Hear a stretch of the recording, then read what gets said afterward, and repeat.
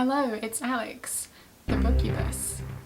Today I'm bringing you part 2 of my Halloween film wrap-up. So this is all of the films I watched in September and October in the run-up to Halloween. They're not all necessarily Halloween themed movies, and they're not all necessarily horror movies, although I think most of them are. And today I have 21 things to talk about. If you haven't seen part 1, I will leave a link to that if you want to go check it out. And yeah, I had put together a list of 31 films for September and October, and I did manage to check off all of those, and then I also watched a handful of other things in addition to that. So I did better than I thought I would. I'm still, not in that place where I'm able to watch a movie a day. I still don't know how people do that. I wish I could. But yeah, I had to kind of make this happen. But I did make it happen, so that's cool. I watched a lot of great films and I had a good time. So yay. The total number of films I watched over the 2 months was 38. And then I also watched one TV episode and one entire TV show, which I think was 8 episodes. So not too shabby. And yeah, like I said, today I'm talking about 21 things, and I have put them in order of star rating, starting with the lowest. I haven't ranked them individually though. But yeah, I didn't have any 1 stars in this section at least, but I did have a couple of 2 stars. And we'll start off with The Invisible Man. So this is the one that just came out a year or 2 ago, and I'd heard great things about this, so I was looking forward to finally watching it. And I did think it was a really good concept. I really liked it, and I did think it had its moments, but overall it just wasn't good. I don't know, I think maybe it's down to expectations, because yeah, I'd seen so many people talk highly of it, and it kept coming up in conversations of like elevated horror, which yeah, I'm not a big fan of the term, but you know, I know what people mean when they say it. This is not in any way that, which is fine, but yeah, my expectations were definitely different to what the film actually is. It's very silly, but not in the way that it like leans into the silliness. Like, it knows that it's silly and it's dumb. I don't think it realises that it is. Yeah, it had a lot of plot holes, and I think the way I summed it up was, what is this Lifetime movie bullshit? So yeah, not that there's anything wrong with Lifetime movies. There's a time and a place for those, absolutely. But I was not expecting that with this film. So yeah, I didn't think it was very good. I gave it 2 stars. And the other film I gave 2 stars was Halloween Kills, which just came out in October. And admittedly, I went into this one with low expectations, but was somehow still disappointed. So yeah, so this is the newest installment in the Halloween franchise, following on from Halloween 2018, which I actually did really enjoy. I went to see that at the cinema and had a really good time with it. But this one, it just didn't look great, and I don't think it was when I watched it. Again, it's a very silly film. Like, it's just, there are so many dumb things that happen, but it seemed to take itself way too seriously as well. So it's like, those two don't really work. Yeah, I don't know. I know some people enjoyed this. It just didn't really do much for me. I think I just kept watching this for it to be over. You know, I wanted to give it a chance, but I didn't think it was very good, unfortunately. Okay, I have one 2.5 star film, which is VHS 94, the latest installment of that franchise, or series, whatever you want to call it. And yeah, this was a very mixed bag. I thought the kind of framing story was okay. The first segment was the best one. That one was really, really good. I thoroughly enjoyed it. It was crazy. And there was one moment that a jump scare got me good, and it was great. Yeah, that one was just a lot of fun. The second segment I thought was pretty good too. And then the third and the fourth, yeah, I don't know, didn't really do it for me. I think the third one was actually my least favourite, unfortunately. It just seemed to go on for way too long and it just wasn't that interesting. And then the fourth one was an interesting concept, but yeah, I don't know, it just didn't really seem to come together. So overall, I rated it 2.5 stars. I would still recommend it for that first segment because that was great. I also have one 3-star film, which was The Abyss. And this, again, maybe it was my expectations were wrong. I thought this one was going to be more, you know, sci-fi action film, underwater, with some kind of horror elements too. But it's really just a disaster movie with like some sci-fi elements. And it was okay, you know, it had its moments. I think all of the sets and stuff were very impressive. And it did have a somewhat interesting storyline, but it's very long, it's very sexist, and yeah, I don't know. I'm glad I watched it, but I feel like it's more that I have ticked it off my list rather than like I really enjoyed it. So it was alright. Yeah. Okay, from here on out are films I enjoyed that I would recommend. So yeah, we've still got a lot to talk about. I'll try and keep them fairly brief. So we're now in the 3.5 star section, and in no particular order, we have Freaky, which was another recent one about a teenage girl and a male serial killer who swap bodies. So it's kind of like a Freaky Friday situation, but make it horror. And this was really fun. Yeah, I went into this not really expecting much, but I thought it was very well done.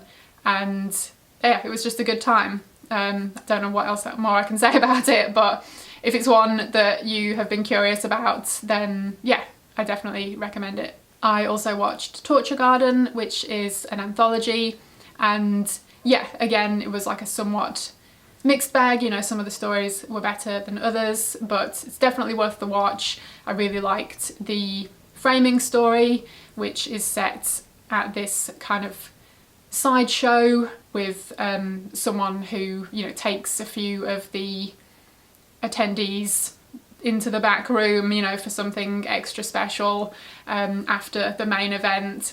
I also watched Bones, which is about a group of friends who buy a building that they plan to turn into a nightclub, but little do they know that this place has a dark history, and it's the place where a character was killed back in the 70s. And so we have Snoop Dogg in these really great 70s period pieces in these flashbacks and stuff throughout the film. And then we've got this modern day, early 2000s storyline as well. It was really fun. I hadn't really heard too much about this one, but I'm really glad I gave it a chance. I enjoyed it. The Body Snatcher, starring Boris Karloff, and he absolutely owns this film. He is brilliant as this creepy and sinister character who doesn't mind digging up dead bodies and selling them to science. I did think some of the story was a little bit slow and not quite as interesting as some of the other parts of the story, but yeah, definitely still one I would recommend, and a great ending. Sound of Violence, which is about a character with synesthesia, so she can kind of see and like experience a lot more with sounds that she hears than someone without synesthesia. And the way that she really gets to experience this is when there are violent things happening. So she kind of embarks on these violent sprees to get her kicks, basically. It's a really interesting concept, and it is pretty low budget, so, you know, it is a bit clunky in places, but I just really liked the idea, and I really liked how, you know, the majority of the cast, I think, really just went for it. And it had some gory moments as well. It kind of went there in a couple of places when I maybe wasn't expecting it. So yeah, it's an interesting one. I don't think I've heard anyone else talk about it, and it doesn't really have great reviews, but I liked it. The Empty Man, which is a bit of a hard one to describe, but it's about some kind of, maybe some ancient entity, and then in the modern day we're following this guy. I think he's a former cop, and he starts investigating the disappearance of a teenage girl. And yeah, there's some kind of supernatural stuff, maybe some cosmic stuff, as he kind of uncovers some strange things going on in this area, and there might be a cult involved. Yeah, this one had a lot going on, and I think it worked. Like, I really liked a lot of the elements here. It had some brilliant visuals, and yeah, I really liked the tone of it. I think it did get a bit much and just didn't quite come together in a super satisfying way. Even though it didn't quite come together for me, I did still enjoy it, and I'm glad I watched it. I think, yeah, it's a really long film. It's like 2.5 hours long or something, but it managed to keep my attention for the whole time. So yeah, it's an interesting one. And last up for the 3.5 stars is The World Beyond, which is actually a TV pilot for a series that never actually happened. It's from the 70s, and it was recommended to me by my friend Laurie, who is a viewer here, and it's on YouTube, so I figured why not check it out, and I'm really glad I did. Yeah, I think the concept for the show was that it's following this main character who had a near-death experience, and since then he's been like perceptive to weird stuff. So it had like a bit of an X-Files vibe, in that, you know, each episode would follow a certain strange occurrence and he would be looking into it. And anyway, this particular one was him travelling out to this remote island and investigating what turns out to be a golem terrorising the island. And it was really good. I mean, it's, you know, it's low budget, it's 70s, it's not going to be everyone's kind of thing, but I just really liked the tone of it, and yeah, just a really small cast, and yeah, it was cool. I liked it. Yeah, I think it was like 45 minutes long or something, and it's on YouTube, like I say, so well worth checking out if that sounds interesting to you. Moving on to the 4-star films, I'll start off with a couple of rewatches. One is The Lost Boys, which is a classic 80s vampire story set on the coast of California, and yeah, if you haven't ever seen it, then go do so because it's brilliant. It's super 80s, it's just wonderful. Yeah, such a good time, and yeah, really glad I rewatched it because it's been ages since I've seen it. And another vampire film is Blade, which again I hadn't seen for ages, and I was really glad I rewatched it. It was so much fun. It held up really well. I was kind of worried that it wouldn't be as good as my memory of it was, but it was great. Like, I don't know why this film isn't talked about a lot more, especially, you know, with regards to like the superhero movies that everyone seems to be obsessed with nowadays. I know there is a Blade series, TV series in the works, which I'm quite curious to see. But yeah, this was awesome. It's action-packed, it's very 90s in style, which I thoroughly enjoyed. It also has some humour to it as well, but also emotion. I think it had a lot of elements that worked well together, and yeah, it's just such a good time. Yeah, I don't know why I hadn't revisited this one sooner. Okay, now moving on to the ones that were first time watchers for me. First up is Blood, Tea and Red String, which is an animated film, like it's stop motion animation, and there is no dialogue at all. There is music, and yeah, this is a really unique and interesting one, which I really enjoyed. It's about these two groups of animals, and one group makes this kind of human doll figure for the other group of animals, but then once they've made it, they fall in love with it and they want to keep it, but the other animals come back in the dead of night and steal her, and so then the others want her back. So it's this like kind of epic journey through the forests and stuff to try and reclaim her. And yeah, I mean, on the surface, it's like this cute, whimsical story with these cute animals, but it does also have some dark elements and touches on some serious topics like the objectification of women. So yeah, not your typical animated film. And yeah, I just thought this one was wonderful. It had that perfect mixture of cute and creepy, and yeah, even though there's no dialogue in it, you don't need it because you're so absorbed in the other things that you're presented with. And if you like stop motion animation, like Jan Svankmajer, I mean, his film Alice is one of my favourite films of all time. So if you like things like that, then I highly recommend this one. I also watched The Halloween Tree, which is another animated film, but more your typical type of animation. And this is based on the book by Ray Bradbury, which I have not yet read, but I really should because I really enjoyed this. It's about a group of friends. It's set at Halloween, of course, and they are searching for one of their friends, and this leads them on a journey. They meet various characters and learn about Halloween and other things. And yeah, this one was again very sweet and wholesome and whimsical, but also had these darker elements too.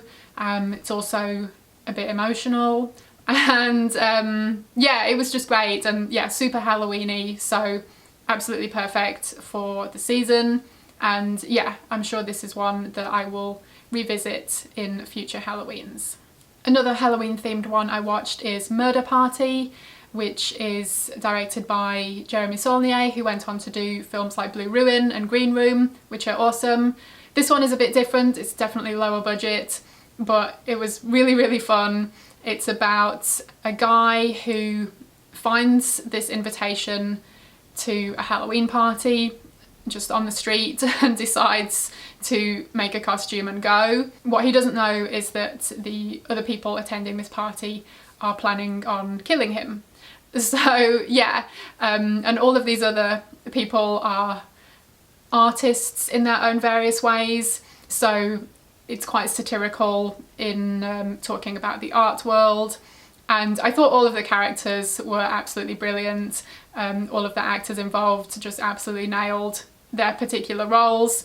It's very funny, it's dark, it gets gory, and yeah, this one surprised me. I didn't expect much from it, I hadn't really heard anything about it, but I'm really glad I gave it a try because it was very fun, and I would definitely recommend it for a Halloween viewing if you haven't seen it before. The Monster Club, which is another kind of vintage anthology film, and this one stars Vincent Price, and the concept is that there's this monster club where monsters go to, you know, drink and dance, and in between each segment of the anthology we have a scene with Vincent Price in the Monster Club, and there's a band playing a song, and we get to see all of the monsters in the crowd dancing, and I was just all about it. It was just so my thing.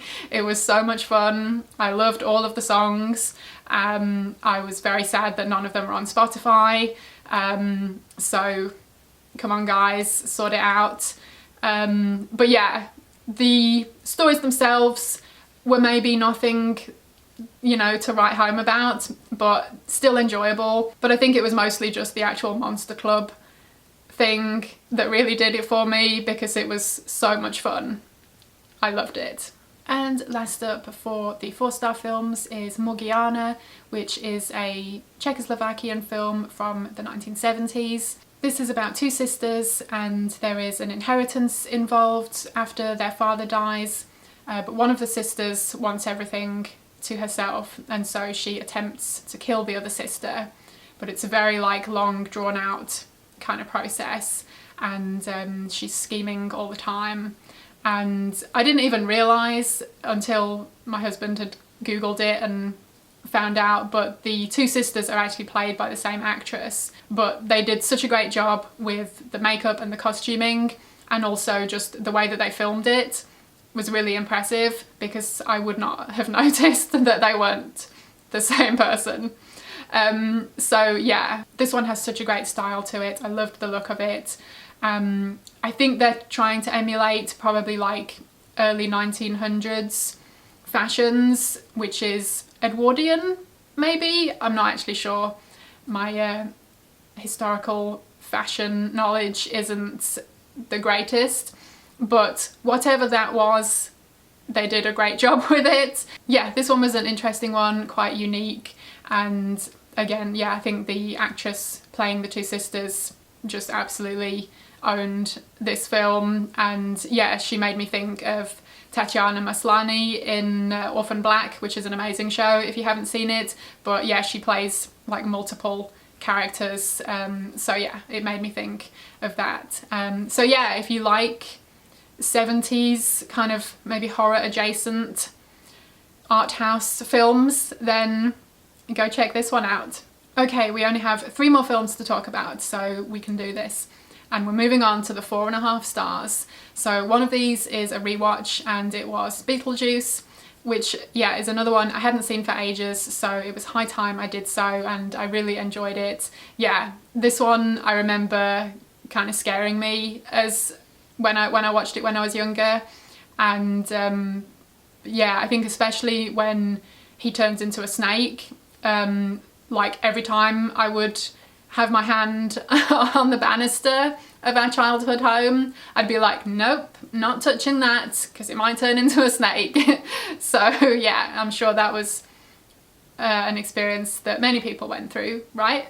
Yeah, I don't know if I need to say too much about this one. It's very, very well known and has a lot of fans already, so I will just, yeah, be one of those fans. It's super creative and yeah, has amazing style and is, yeah, such a good time.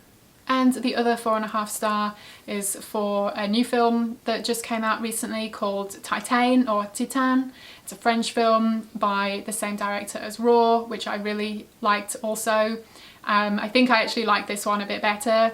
It seemed maybe a bit more accomplished, and it's about a character who likes cars, and things happen sexually, and yeah, I think going in not knowing too much about this one is probably the best thing, but yeah, if you like art house films, if you like the kind of horror that is, yeah, not your typical horror film, that it's going to do something different. Yeah, this one is kind of mental, and it was 100% my thing.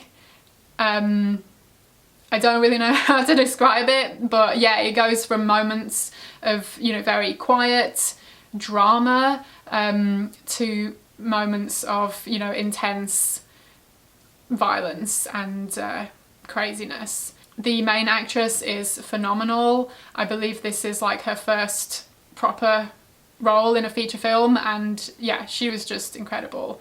So yeah, I loved this one. I gave it 4.5 stars, and it's definitely one I look forward to rewatching at some point, because yeah, it was mental. It was quite the experience.